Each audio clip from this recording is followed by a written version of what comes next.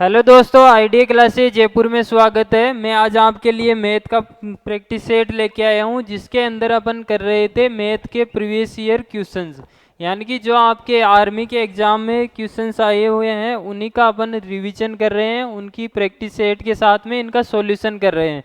तो आज की क्लास अपन स्टार्ट करते हैं पहले क्वेश्चन के साथ।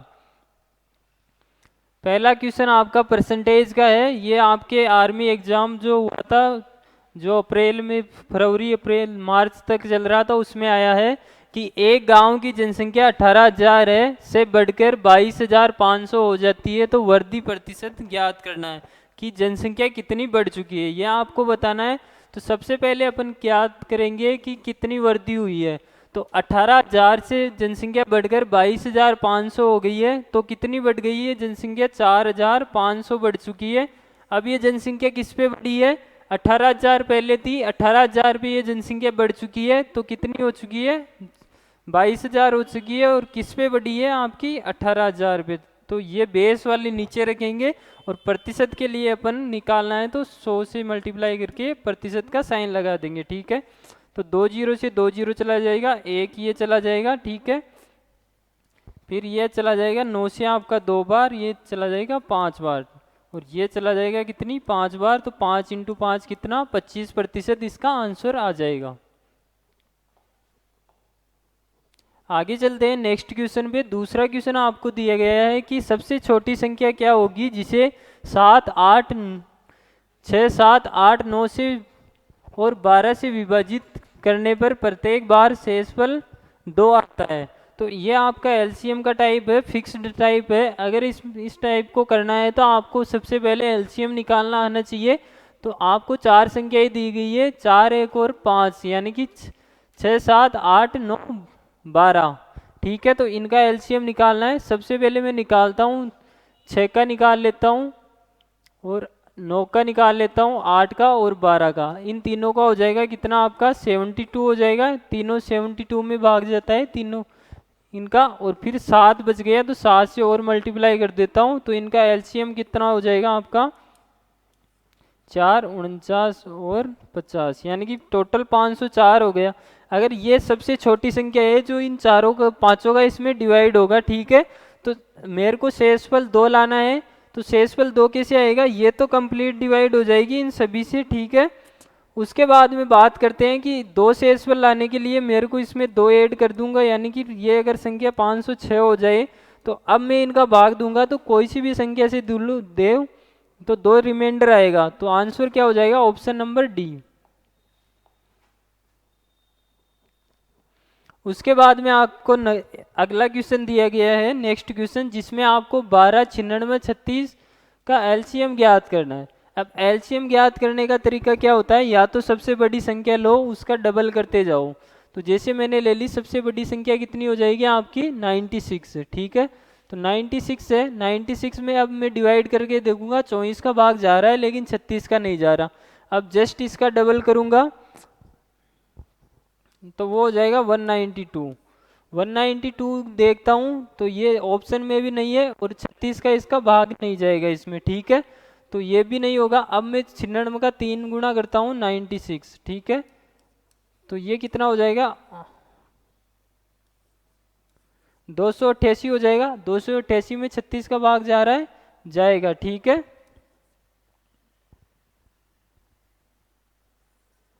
हाँ, 36 का भाग चला जाएगा इसमें, तो ये आपका आंसर हो जाएगा। आपको क्या करना है? सबसे बड़ी संख्या लेनी है और उसका मल्टीपल चेक करते जाना है, और जब ये कट जाए तो वो आपका एलसीएम हो जाएगा। उसके आगे है आपका नेक्स्ट क्वेश्चन। आपको दे रखी है 156 25, 156 25 का अपन को क्या निकालना है? वर्गमूल निकालना है। तो आज मैं आपको बता रहा हूँ कि वर्गमूल कैसे निकालते हैं। तो वर्गमूल निकालने का तरीका होता है दोस्तों, सबसे पहले आपको लास्ट संख्या का डिजिट चेक करना है कि ये कौन से स्क्वायर में आता है। तो 5 किसके में आता है? 5 अगर जिस अंक के अंत में 5 हो, उसी का स्क्वायर 5 पे आएगा, ठीक है। और आपको बता दूं, यानी कि 0 1 और 5 और 6, इनका कभी भी स्क्वायर कर लो, लास्ट अंक यानी कि सेम ही आएगा। 0 का करोगे तो 0 ही आएगा, 1 का करोगे 1, लास्ट डिजिट सेम ही रहेगा इन चार संख्याओं का, ठीक है। तो 5 का हो गया। अब आपको क्या करनी है, ये दो संख्या छोड़ देनी है और उसके आगे वाली संख्या देखनी है, ठीक है। तो उनमें किसका जा रहा है, यानी कि परफेक्ट स्क्वायर से जस्ट छोटी वाली संख्या। तो 156 से छोटी परफेक्ट स्क्वायर संख्या कौन सी होती है, तो आप बताओगे सर कितनी, 144, यानी कि 12 का स्क्वायर होता है कितना, 144। तो मैं यहाँ पे 12 लिख दूंगा, तो कौन सा आंसर हो जाएगा मेरा, 125। ये रूल तभी लगेगा जब कोई संख्या परफेक्ट स्क्वायर दी गई है और उसी का अपन को वर्गमूल निकालना है, ठीक है ना। आगे चलते हैं नेक्स्ट क्वेश्चन पे। अगला क्वेश्चन दिया गया है कि 12 डिवाइड का साइन है, इधर लिख देता हूँ 15, और ये कंप्लीट इनको डिवाइड करना है 2 से, ठीक है। तो सबसे पॉइंट से पॉइंट हट जाएगा, 2 संख्या बाद में है, ठीक है। अब काट लेता हूँ किससे, 3 से, ये 4 बार चला जाएगा, ये 5 बार, ठीक है। अब ये 2 है, इसके नीचे कुछ नहीं है, 1 मान लेता हूँ। आपको बताया पहली गुणा अंतिम, दूसरी गुणा तीसरी होती है। तो 1 से गुणा हो जाएगा, 4 इंटू 1 हो जाएगा, और नीचे आपका हो जाएगा 5 इंटू 2 10 हो जाएगा, ठीक है। तो कौन सा हो जाएगा आपका, 0.4 इसका आंसर आ जाएगा, ऑप्शन नंबर डी।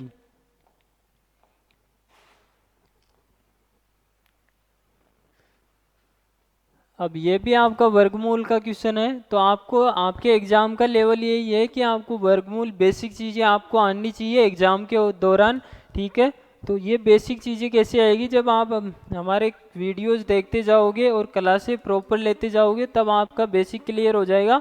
यानी कि ज़्यादा हार्ड लेवल का आपका पेपर नहीं आता, इजी लेवल का आता है। आपको बस ऐसे प्रैक्टिस करते जाओगे तो भी आपकी मैथ आराम से हो जाएगी, ठीक है।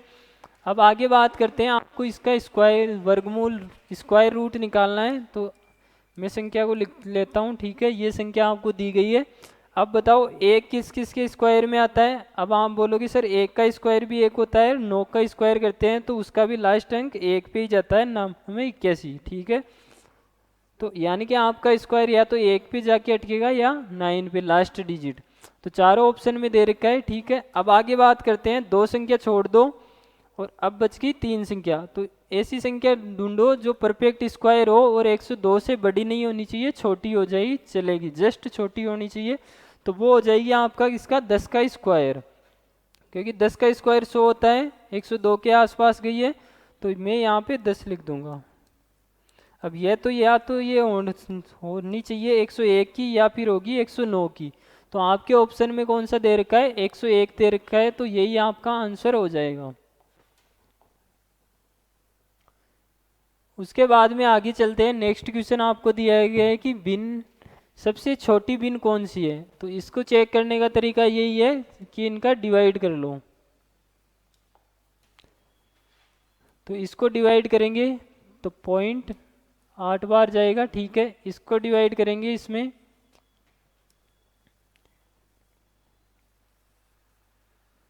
0.6 आएगा, ठीक है। इसको डिवाइड करेंगे तो 110 हो जाएगा, 12 निमा 0.9 बार जाएगा, ठीक है। इसको डिवाइड करेंगे इसमें 14 7 98। तो ये आपका ऑप्शन नंबर सी, यही आपकी सबसे छोटी बिन है।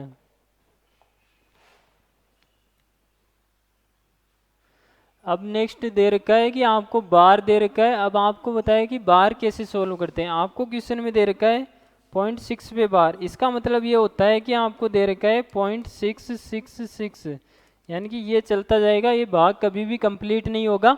तो आपको क्या करना है, इसके ऊपर इसको अगर लिखना चाहते हैं तो इसके ऊपर बार लगा दिया जाता है, इसका मतलब आपका ये रिपीटिशन हो रखा है।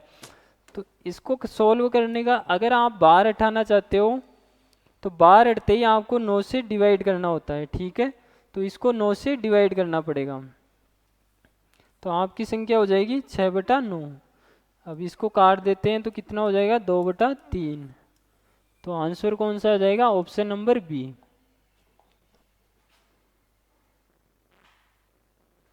उसके बाद में अगला क्वेश्चन दे रखा है कि ए और बी मिलकर किसी कार्य को 35 दिन में पूरा करते हैं।